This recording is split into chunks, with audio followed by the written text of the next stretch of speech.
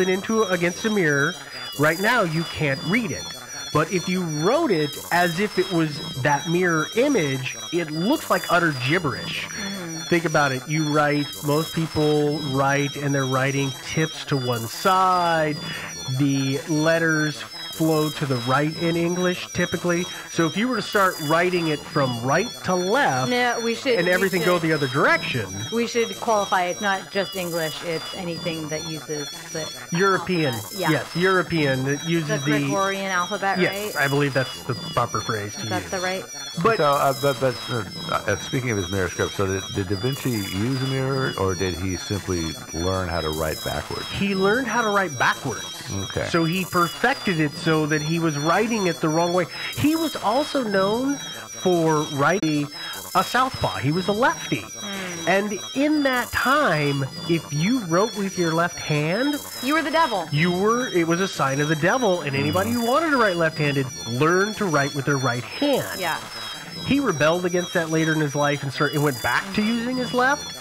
This theory, which is primarily advocated by Edith Sherwood, she believes that this was something that he did when he was first learning to write with his right hand. How young is she saying that he would have been? I mean, late teens, early 20s is the impression I got. The problem I have with this theory is that, first of all, the drawings don't look like Leonardo da Vinci. They don't. They don't. I mean, you can say, well, it was an early version of him, but the thing about artists is it always kind of looks like that person. You tend to have a style. There's inherent things that you do. Particularly in that time in his life, he would have been much more advanced than this.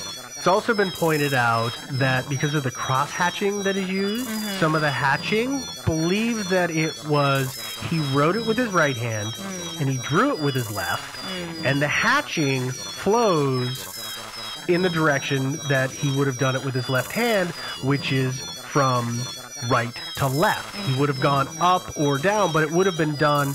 It's done at that angle. Whereas if I sit down and do hatching with mine, it's gonna flow towards the upper right hand corner, and this seems to flow towards the upper left hand corner. Okay. So she says he wrote it with his right hand, so that's why the script doesn't match most of his notes. It also doesn't have as many. It does have similar flourishes that he wrote, which a flourish is you can cross your T, or 12-year-old girls love crossing their T and drawing a line up and putting a little heart at the end. That would be a flourish. Right.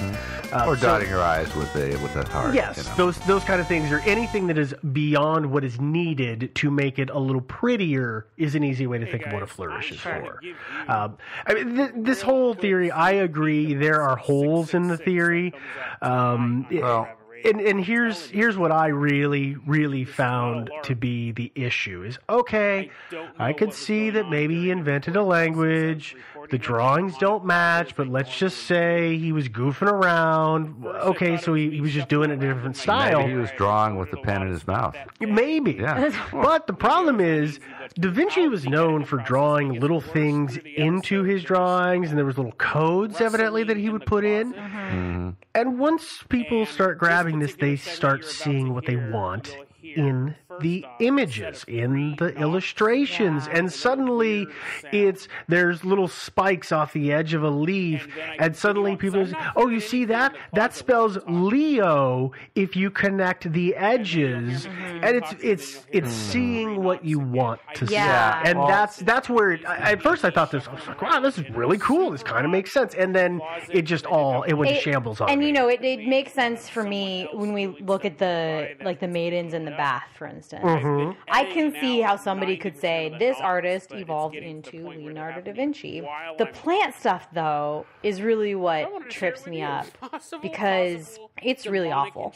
I mean, just to put it bluntly, it's very crude, right? Yeah. There's no perspective or anything like that. So unless we're saying, Da Vinci did this when he was 7 years old, and then came back and wrote it when he was 20. I'm not buying it. Okay. I'm just not. And there's so many plant drawings in here that it's about that, right? I don't know. Well, here's the other thing, is that Da Vinci left behind a lot of paperwork, lots of drawings, lots of writings. Yeah, he's prolific. Not one, so if he had invented a private language, he wouldn't have let it go to waste. No. A lot of his papers, there would be stuff around. So, yeah. Yeah. Well, and that's why there's examples of his mirror script, because he did a bunch of his notes in mirror script. So exactly. we know And if that he did that. If he had mirror script, why would he? I mean, if he had this, why would he do mirror script? Exactly. You know? No point Mirror to it. script might have been easier. Let me. I'll defend it for a second. Let's say that he made this up. He made this secret language of his own, this written language, and then he realized, I want to send a letter to Antonio, but Antonio doesn't know this language, so he can't read it. Whereas if he sends it to Antonio and it's written in mirror script, Antonio knows to just hold it against a mirror and read what's in the mirror, and that's much simpler for other people that you're corresponding with. Other people. But... True that, but if you really want to encrypt something, and Leonardo was not that dumb. He knew that. He knew that. He knew that it's the most easily crackable cipher of all time. So if he was truly interested in keeping secrets from people, other than maybe he just learned how to write backwards just for a novelty kind of thing. I kind of think it might have been. Yeah. It was something he probably did it on a whim to entertain himself, and then just kept running with it. Because he was a bit obsessive. He really would. It seems like, based on the things he came up with in some of his writings, he would just keep working at it, which is why he came up with some very phenomenal things. I think he didn't let it go. I think a lot of geniuses have that obsessive part of their personality. Yeah. I think you're right. Yeah, and so but he did some good stuff. Well, anyway, let me talk about another theory, which is that it's a cipher. Yeah, you love ciphers. I know, you do. ciphers are fun. Yeah, but I'm not the one that came up with this theory. Oh. This guy came up with what I think is probably one of the most bizarre encryption algorithms of all time. So this guy, his name was is William Newbold. He's a professor of philosophy at the University of Pennsylvania. He cracked this code, which involves anagrams of 55 to 110 characters, and he found the characters not actually in the words or the letters themselves, but in fluctuations or variations in the edges of the ink in the letters. So by finding little wavy things in the letters by looking at them through magnifying glasses. Wait, so let me make sure I because this one was weird. I read it and I thought I got it, but you have a better handle on it than I do. So if I were to take a felt tip pen and just draw a line on a sheet of paper, and the ink's going to bleed out, and it's going to do it irregularly.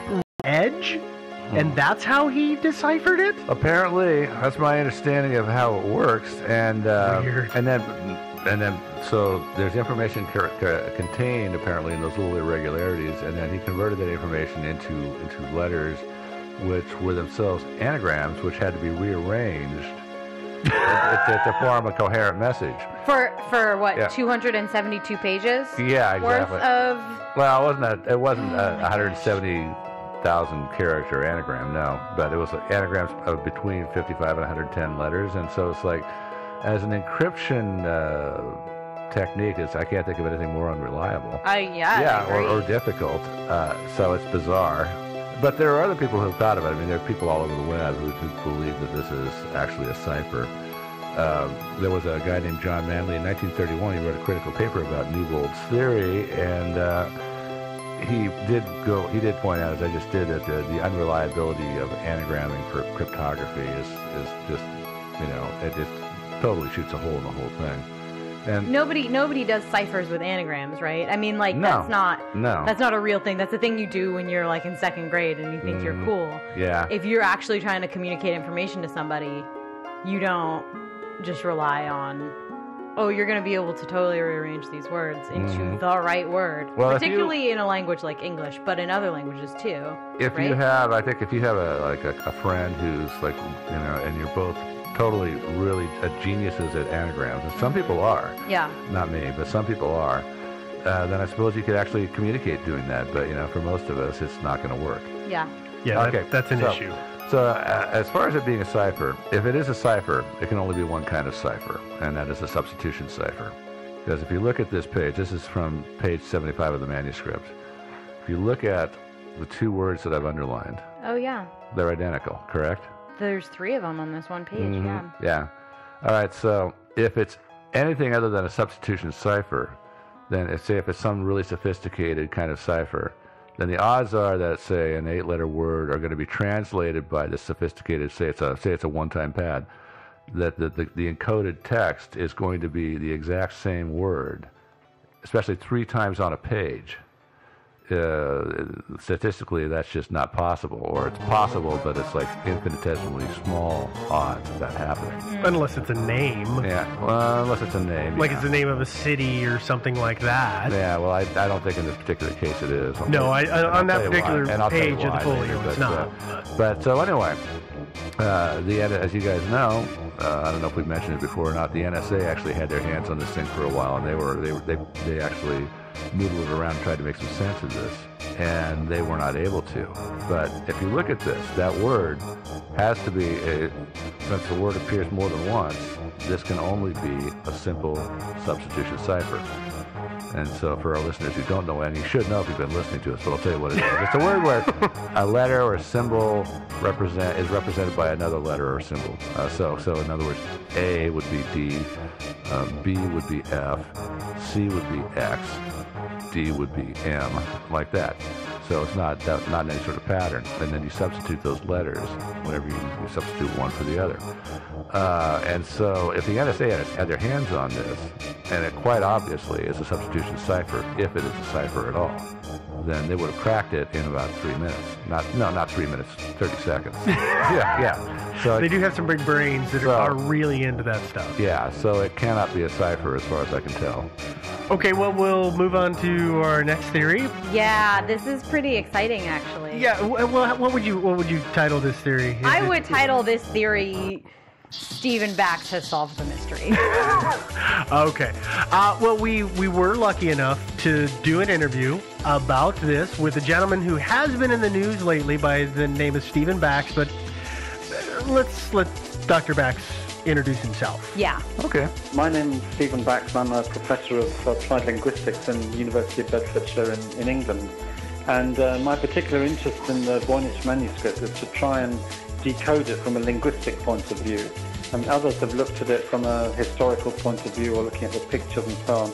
But I'm particularly interested in looking at the language and the script and trying as best I can to make a start on decoding it. Because the problem with the manuscript so far has been that since it was written round about perhaps 1420, 1430, no one's been able to decode anything of the script or understand anything of the language. So that's the angle that I'm taking, really.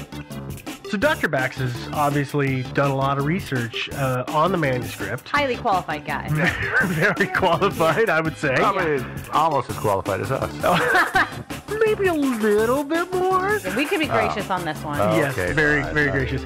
But I did, it was really interesting to find out what got Dr. Bax to first start looking at the manuscript. It was kind of like a random happenstance. Yeah, well, yeah. Well, I was listening to the radio about 2 years ago, almost exactly 2 years ago, and there was a really interesting program about John Dee, and they think he might have been the model for the character Prospero in Shakespeare's play The Tempest, a kind of mystical, strange, wizard-like figure. And he was really interesting. He tried hard to speak with angels and communicate with angels, had a large library of different books. And it was thought at one time that he might have owned this manuscript and then sold it on to the Emperor Rudolph II, who was the Holy Roman Emperor, because we know pretty sure it did belong to the Emperor at one time. But it's now thought that actually John Dee didn't have much to do with it. But I got into it by looking at John Dee, listening to a program on the radio, looking at Wikipedia, as of course we all do, and then finding the Voynich manuscript from that, and thought, wow, this has got some really interesting signs and symbols, some of them looking a little bit like Arabic letters. Because I studied Arabic for so many years, that really intrigued me, and that kind of got me going on it, really. As we were talking to Dr. Bax, what I really wanted to kind of key in on was what exactly was it in the text that jumped out at him that he first started looking at and working on. Yeah, kind of his aha moment, right? It's exactly right. His aha moment. Yeah. That's the important piece. Mm-hmm. That's the first piece of the puzzle. Yeah, I mean, the very first one was I found a pattern which seems to be a repetition of pattern in the manuscript is quite rare, so I thought, well, that might be a borrowing. And it seemed to me to be alongside a plant which I knew to be what's called the arar plant in Arabic, which is the juniper plant. So it struck me that it might actually be the name of that plant.